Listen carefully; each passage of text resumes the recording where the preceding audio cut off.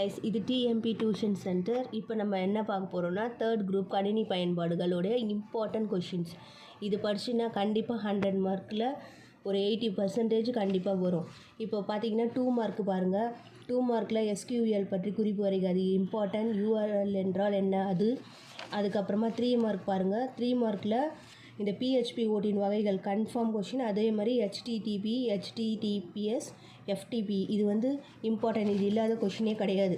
அதே மாதிரி 5 மார்க் பாருங்கள். 13 கொஷின் கொடுத்துருக்கேன். இந்த 13 நீங்கள் கன்ஃபார்மாக படிச்சிட்டிங்கன்னா கண்டிப்பாக ஒரு 5 கொஷின் கன்ஃபார்மாக வந்துடுங்க.